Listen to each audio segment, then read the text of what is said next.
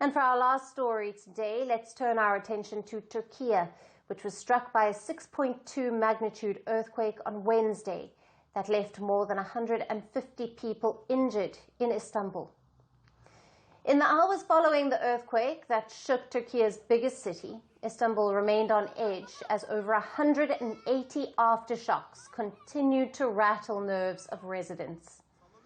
The earthquake, which struck on Wednesday afternoon during a public holiday, was centered in the Sea of Marmara, which lies to the south of Istanbul city.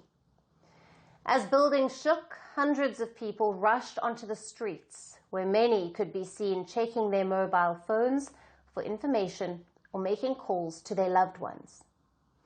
Traffic quickly jammed Istanbul's streets, and long queues formed at gas stations as people looked to rush outside of the city.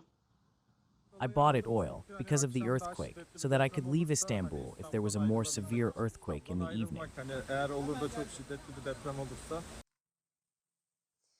Many could be seen gathering in parks, and others sat on doorsteps or stood outside their homes in the center of Istanbul, as aftershocks continued to be felt. Some even shuttered their shops. It started with a big shock all of a sudden, and we felt it very strongly. After that, we actually took our belongings and went straight to the street. We have been in the park for a few hours. I don't know how many hours it has been. As night set in and temperatures dropped in the city, some could still be seen camped out in parks and open spaces, while hundreds of students went to seek shelter on the campus of Istanbul Technical University.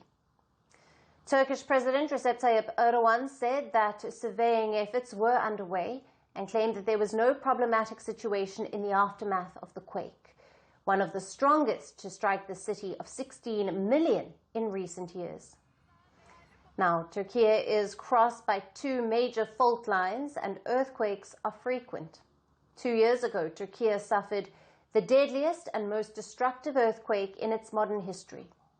A 7.8 magnitude quake in February of 2023 killed more than 55,000 people and injured more than 107,000 in southern Turkey and northern Syria. Wednesday's tremor, which was also felt in Greece and Bulgarian capital of Sofia, has revived memories of the 1999 earthquake near Istanbul that left 17,000 dead. Seismologists now warn that there is a 47% chance that a quake above 7.3 magnitude could strike Istanbul in the next 30 years. As Istanbul settles into a calmer day after Wednesday's quake, the fear still lingers. Authorities continue to monitor the situation, with growing questions about the city's preparedness for what may come next. Greeting you with aloha and namaste. I love India. Presence, occupation of a territory by another country pertains to India, what we saw in Kashmir. How do you see Trump's America? Yes, the current administration behaves differently from the previous administration.